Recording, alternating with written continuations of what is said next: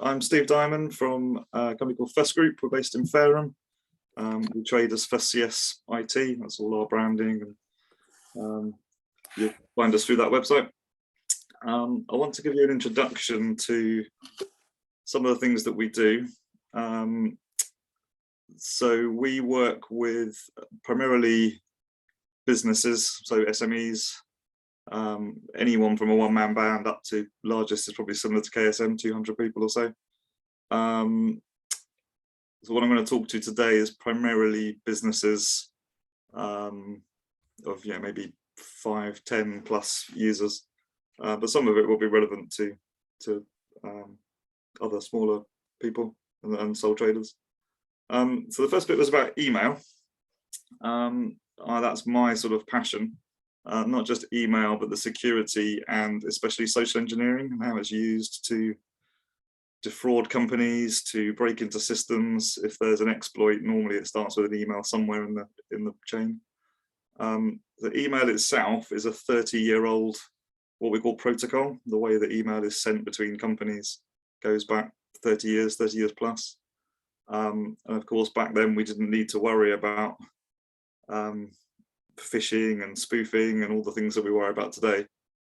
And all the things that are in place to protect that have been kind of bolted on to a very, very old platform. There was no protection in terms of protecting your brand about 10 years ago. That's when that first started to come in. So what we see a lot of is companies that have protected their day-to-day domain that they send email from. But they also, over the years, have bought lots of other domains, either for protection purposes so that nobody else can buy it and nobody else can put a website up there. Or maybe they've got some particular brands, so they've bought the domains around the brands. And so we often see that you can't pretend to be the main brand, but you could very easily pretend to be any of their other domains that they own, especially if they were bought, I don't know, 10 years ago or more. So there are now ways of setting things, I don't want to get too technical, but as the brand owner, you can set things on the internet in a system called DNS that will tell receiving email servers what you would like done with any emails that don't legitimately come from you. And if there's sort of 3 different things that need setting, and if they're all set, then it's very well protected. You can't be spoofed, which is where someone pretends to be you, and that's often used. Like you might get an email pretending to be the MD, going to a PA or a finance team. If it's someone trying to hack the business, then they've chosen you as a target, and they're probably looking at social media, so they'll be waiting until something is posted about the MD going on holiday, or they'll come in with some information that in social engineering terms the person receiving it will think, well, they must know them because they know they're on holiday, or our human brains aren't very good at reversing things, and we're just not, as humans, we're not very good at being suspicious. And we've moved on from the days of emails that come in and say, in sort of poorly written English, that obviously come from a strange email address. People are willing to put a lot of effort into making it look and appear real. And the large companies are no better at this. You'd think they've got amazing security teams. They're absolutely locked down. We've seen some absolute shockers. And the most recent one was Apple. Before Christmas, we contacted Apple to say we'd found something that really should be better, and that's now protected. So it doesn't matter whether you're big or small, things still fall through the cracks, and they can be exploited by cyber criminals. So that's sort of on the email side. If anyone wants to know the technicalities of how you protect your brand, your domains, then contact me outside of this. The biggest thing for businesses in terms of compromise is, especially if they've moved to Office 365 or Google Workspace, is a thing called multi-factor authentication. So that's moving beyond just having a password. And so that's coupled with protecting your brand so it can't be spoofed. Because if you haven't got MFA enabled and you can be spoofed, it's very easy to send a pretend email to an employee and say, as the MD or as someone from the finance team, so I've just uploaded this spreadsheet to OneDrive if it's Office 365.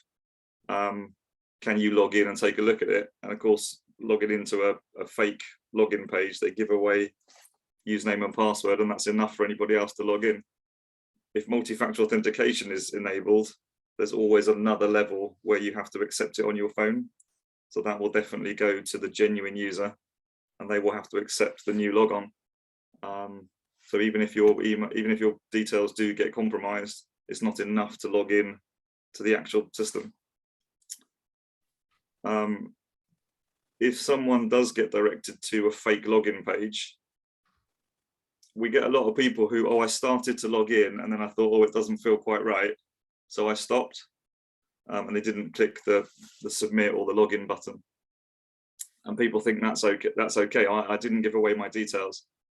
What they don't realize is in the background, that login page is written in a very special way, in that as you type each character, it's being sent off to a server on the internet. So they don't actually need you to log in. They don't need you to click submit. They're building up what is your username and your password as you type it. So even if you sort of stop partway through, they might have a fairly good idea what your password is if it's common words and things that they can work it out. And the other thing is to make sure that the worst thing we did in the IT industry going back years is that we used to have usernames and passwords. And so that effectively makes a very complicated password. And then everybody started to use email address as username, which means you've now got a common username across loads of systems. And lots of people use the same password on lots of systems. So again, if you've been encouraged to give away your login details, for example, to Office 365, and you've used those passwords elsewhere, even though you can't log into Office 365, it may be possible to log into MailChimp, Xero, any number of other internet-based systems. And that a lot of people don't understand the significance of that. So it's very important to use different passwords on different systems. The best way is to use a password manager. We prefer ones that are local to the machine. It's not wise to use a cloud-based password manager. You're putting all of your passwords in an internet hosted system, but that way you can create really complicated passwords. It will store it. You just need to remember the one password to get into your password manager, and then it can copy a really complicated password into your clipboard, which you use to then log in, and that will really protect you from online threats. Anyway, that's the email side. The other thing that went out in the email about today was about a thing called patching. So that's about keeping your machines up to date, or for a larger company, it will be things like firewalls or anything that's internet facing. So it could be a CCTV system, it could be a phone system, the various software that companies might run in-house that they then allow on the internet so their staff can get to it remotely. What people don't understand about patching is that there isn't a threat until the patch comes out. What do I mean by that? We're in this strange cycle in the IT industry where you have security researchers that are paid to find vulnerabilities. So they spend day in, day out hunting things down, trying to hack systems. They then notify the company and say, I found this thing that could be exploited. I'll give you 30 days to fix it before I go public with the information. So the company then have to set their software teams to fix it. At that point, nobody really knew that there was a vulnerability. It's one guy who's found an issue. What happens then is once the patch comes out, you tend to get public information, so that the security researchers then present their findings. This is what we found. This is how it can be exploited. So there's a bit of information.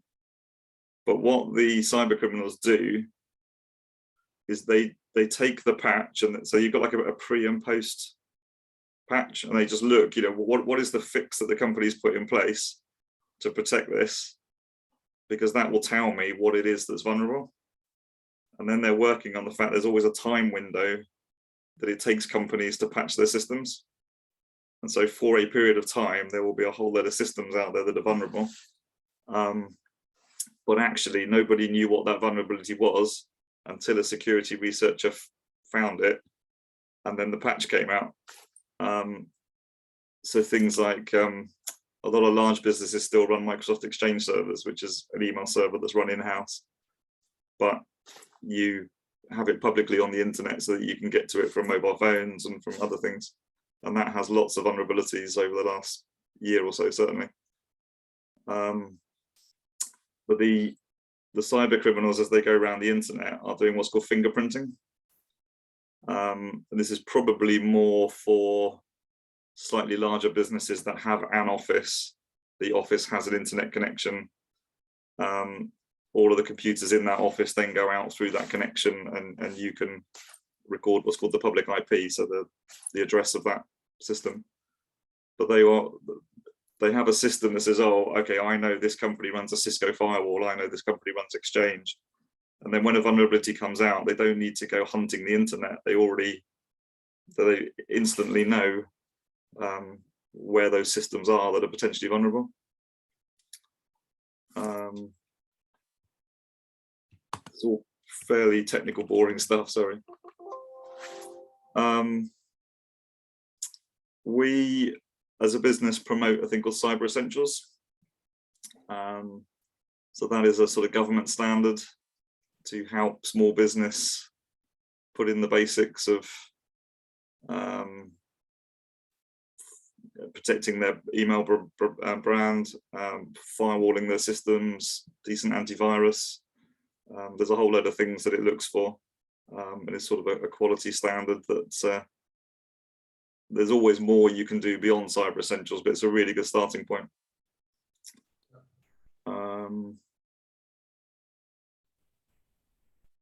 There's quite, I know we're going back to working in the office now, but a lot of businesses are in a kind of hybrid mode.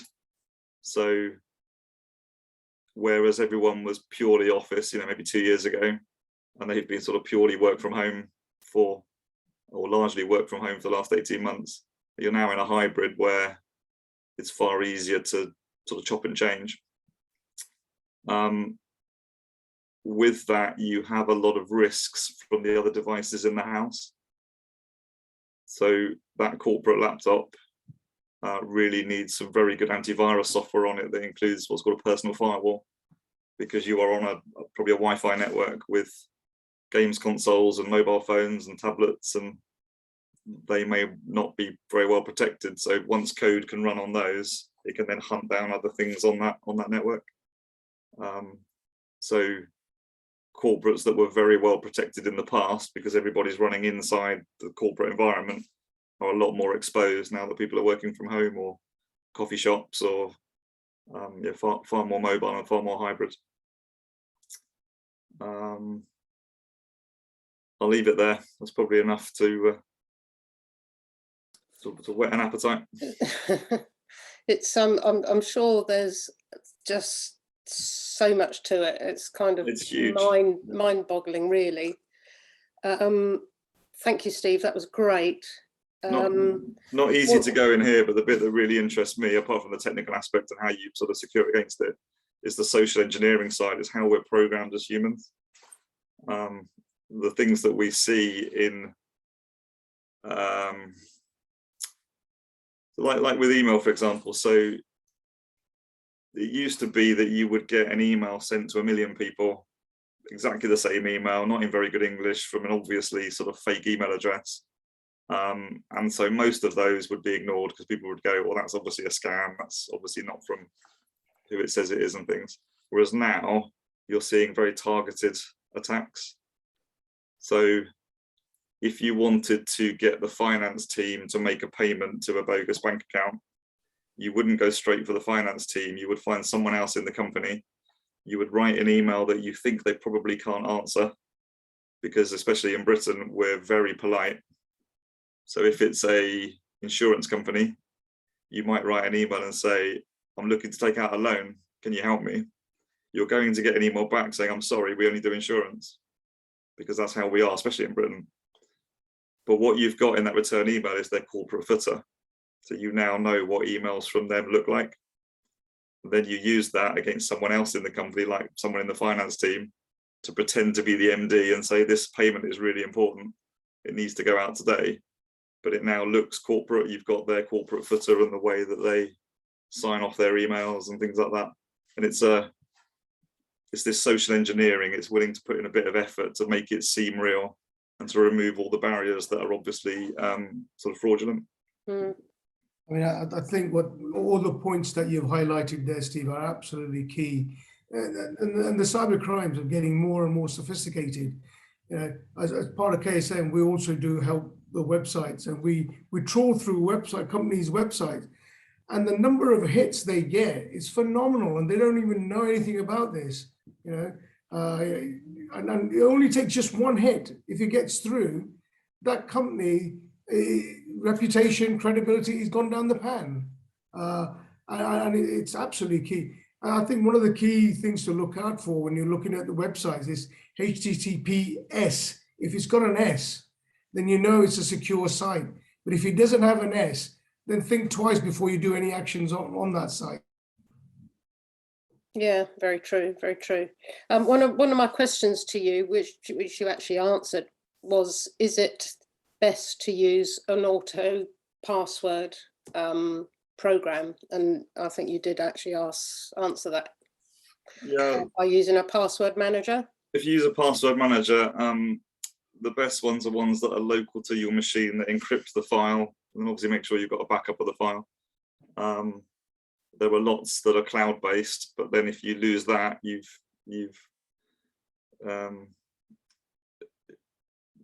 it's just, for passwords especially, it's better to keep it as close to you as possible. But what it can do is generate, 16, 24 character, very random passwords per system that you log into.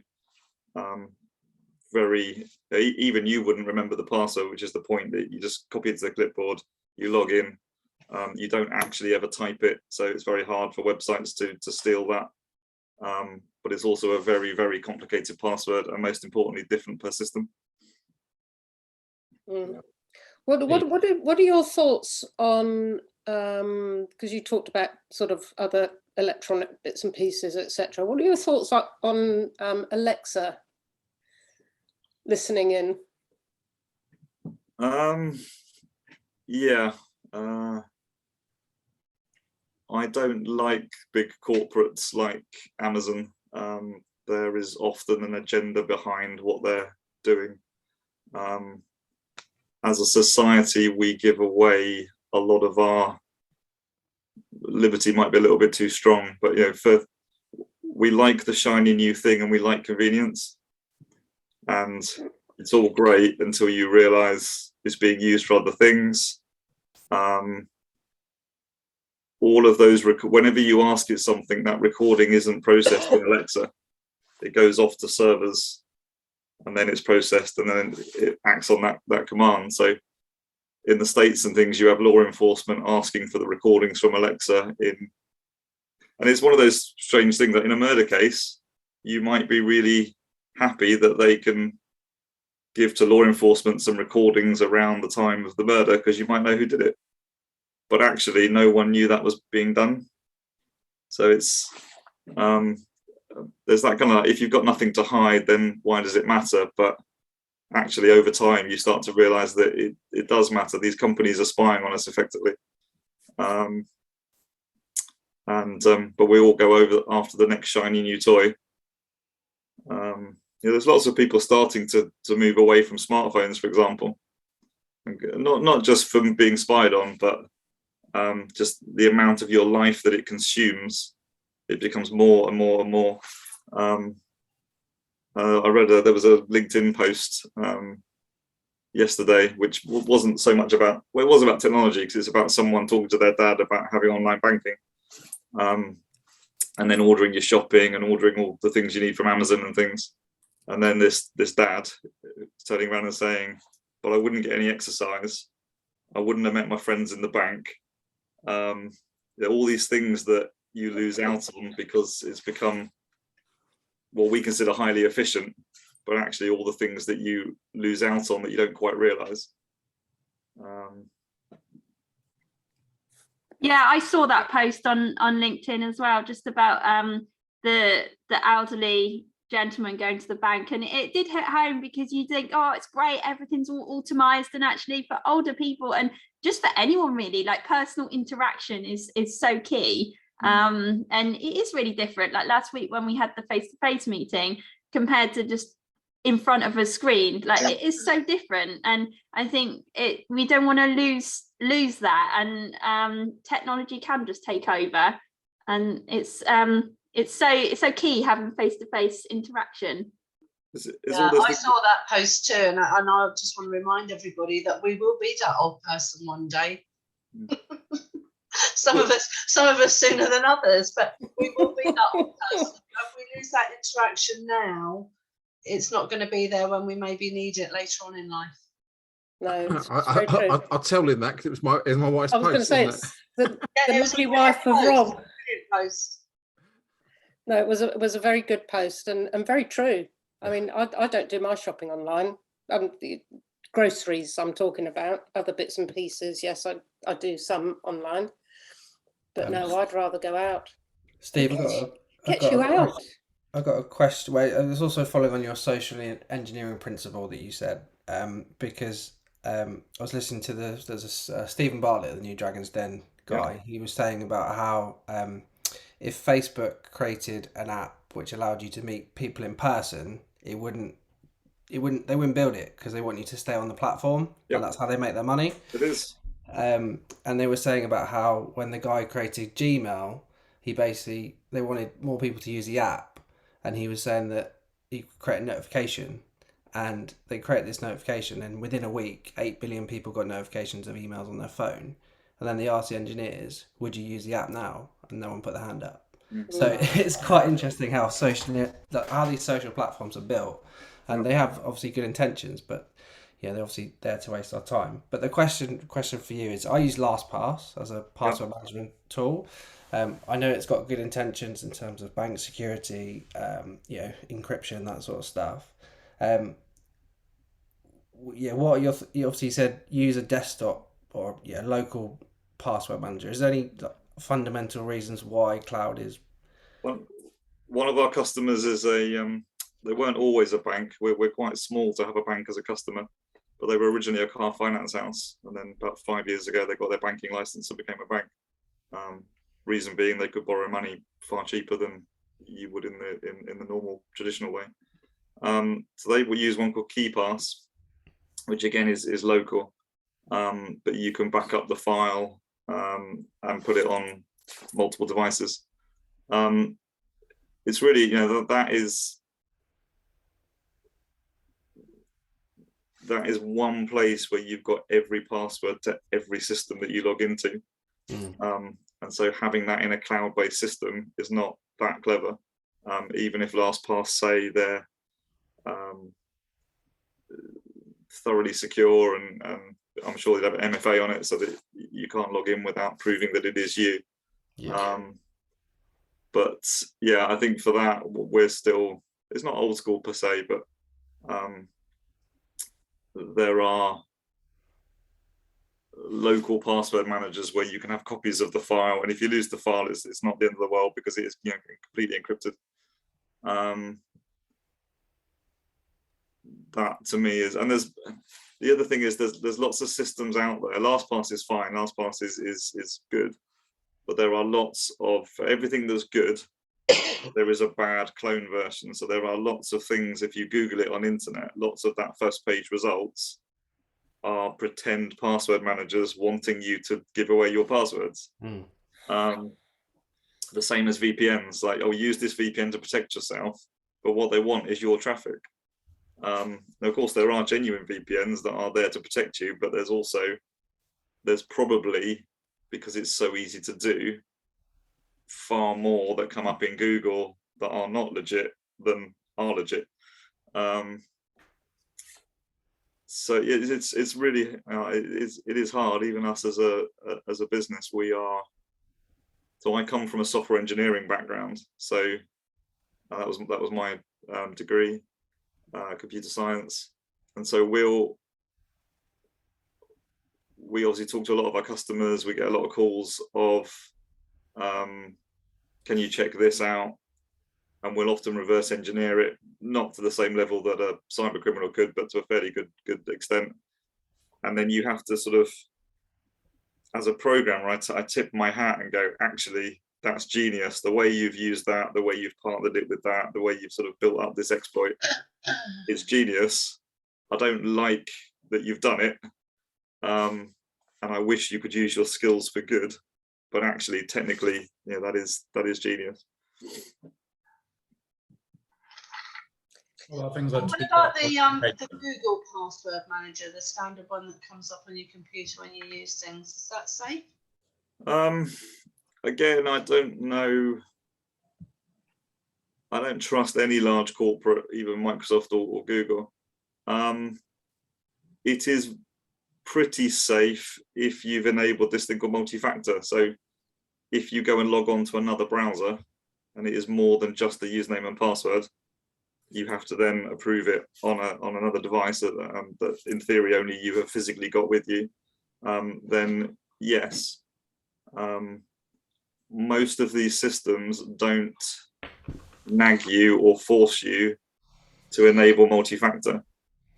And this kind of comes back to almost that social engineering argument of, it's not in their interest to make the experience harder for you. It's starting to move that way. There's starting to be enough pressure to go, there should be no system on the internet that is just a username and password. That those days are long gone. And yet there are. And if there is a system that is only username and password, then it should be a really complicated, randomly generated password. So it can't be guessed. Okay, thank you. I'm afraid I've got a dash now, so bye everyone. I'll see you next time. That's okay. Lovely to see you, Sandy. Steve, Lincoln up here in sunny Northampton. I had a conversation with a cybersecurity guy, and I said, would it not be more prudent now to just put all your passwords on a piece of paper and lock them in your drawer? What do you think about that idea?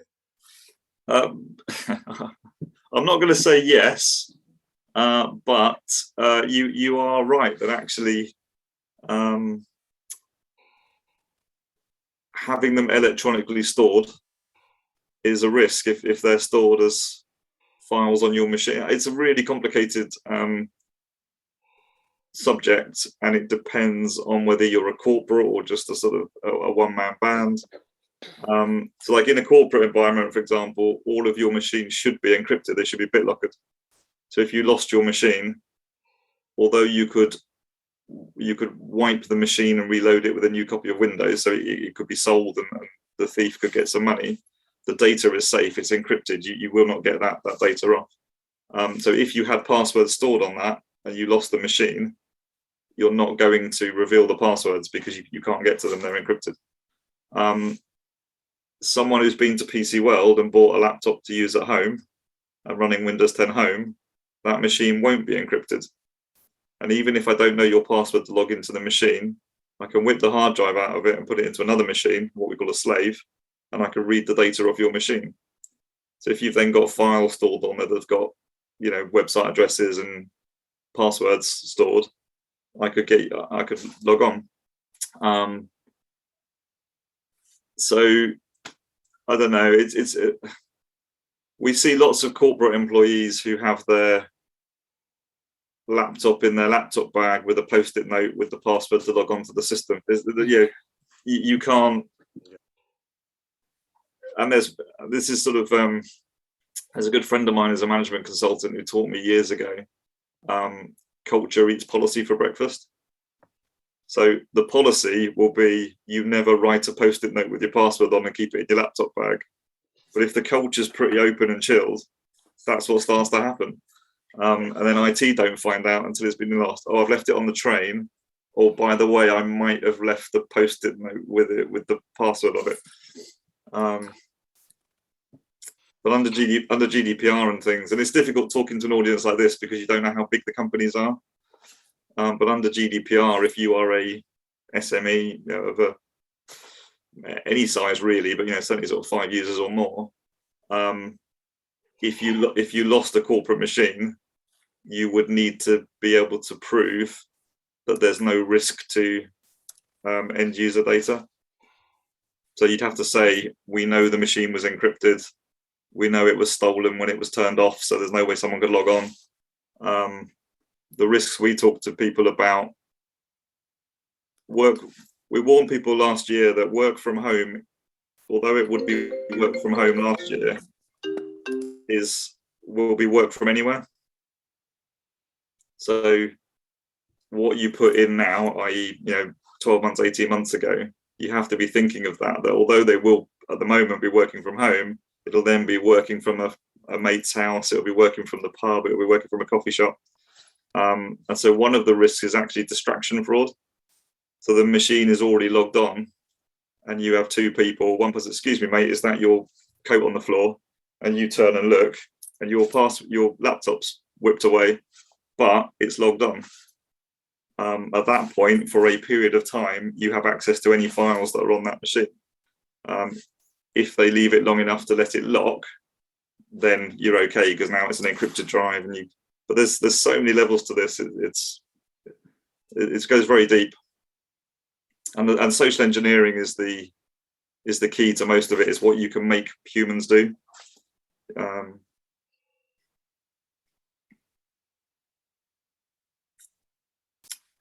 Any other questions? I think the point about social engineering is fascinating, Steve. Just as an example, this year going, let's say I'm going to do 100 weddings. I've noticed that all of my brides and grooms are, because of the age group and the stage of life that they're on, they're quite prepared to give me all of their information without a second glance because they, Benny was talking about doing a little bit of shopping. They probably do everything online. And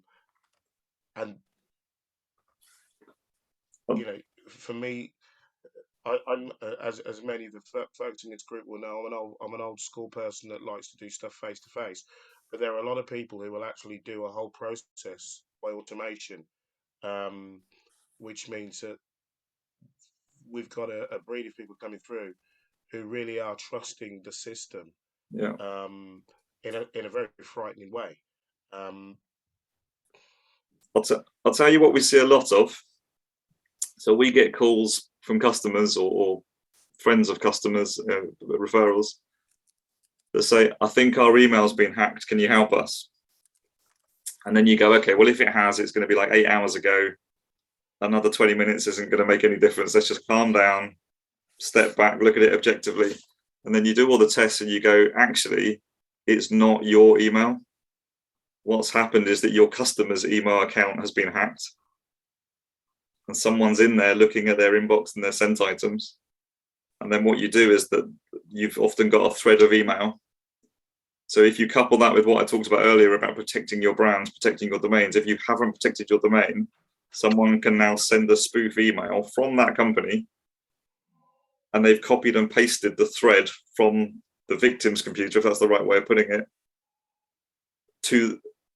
so it's sent to them again under the spoofed address with some email thread, and the human brain just isn't, I'm not saying it's not powerful enough, it's not set up to unpack that. It just makes an instant assumption. The assumption is, because that has the thread that we've been talking on, that must be the company. that must have come from the corporate. And then you go, no, it's come from your own email back to you, giving you some information that legitimizes it. So the invoice number will be correct, the date of install will be correct, whatever, but it's come from your own email. And 9 times out of 10, that's what we find. Actually, it's not the corporate that's been hacked. It's actually a much smaller company or an individual. Often the corporate hasn't helped because they've not protected their brand. If they protected their brand, then that spoofed email wouldn't get through in the first place. But it's often the sort of personal mailboxes that get.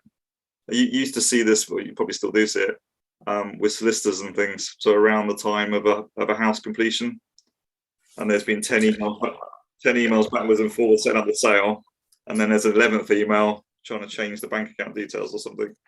But it comes from the legitimate account. It comes with all the branding. A user isn't, or an employee or an end user is not wired to realize that the 11th email hasn't come from the same person as the 10 before. Yeah. Because we're all busy and we're all wired to be very trusting. And in fairness, we need to be, because in the rest of life, you can't go around not trusting everybody. 2-factor authorization, it's saying, like, I've got it on my WhatsApp, but how do you turn it on for your web browser? Is it quite easy to just turn on that 2-factor? You don't turn it on your web. It's in the account settings of each thing. So if you use Gmail or Google Workspace, in your settings, you'll be able to move through a configuration process and enable sort of the next level of security. Same with Office 365, same with Dropbox. Most platforms now support it. What we don't like is they don't push it. They're not nagging people to do it, because it complicates the user experience. And that's where we think the industry is wrong, because they should be nudging people into better and better security. I had one yesterday. It came through to my X-Ray account. So X-Ray is a company we've set up to sort of proactively seek out these things using supply chains. So we go to a bigger company. As first we've watched, and SMEs just aren't waking up to it. And it will take a long time for us to get through them sort of one by one in networking events and things. So we're going upstream to bigger companies that give us your supply chain, and we'll test 100 companies at a time. And then what we find, we'll approach them and sort of reveal it and offer to facilitate improving it. But it's this, it's not protecting your brand, it's not owning the domain. So if you use co.uk, for the first year that it came out, .uk addresses were reserved only for the owner of .co.uk. It's what they call I think it's a sunshine period, they call it. After 12 months, anybody can register it. So a lot of companies should really be buying the few domains that are similar to what they trade under. And then there's a special record you can set in this thing called DNS, which basically means we don't use this for email. We've bought it for protection purposes. We will never send an email from this domain. And then the receiving email server receives a spoof one, looks at that record and says, well, this company don't use that for email. And then it doesn't even go in spam, it just gets rejected. So there's a lot you can now do. It came in about 10 years ago and it's been getting better every year, where a brand owner can tell the rest of the internet what they would like done with their brand. So you set it up, you say, okay, I use Office 365 for my email. I also send through MailChimp. I also send through, I don't know, Xero, I don't know. If a receiving email server receives an email from anything other than those 3 systems, it will then not accept it. And you can go further. You can get it to send you as the brand owner an email to say how it was abused or how it was attempted to be abused. And that's the sort of stuff we do at the bank level. Is a fascinating subject for someone like me, but probably not for you guys. No, it is. It's totally fascinating. It really is. And I love your passion about it as well. Just want to protect SMEs. People are losing their businesses. People are losing money.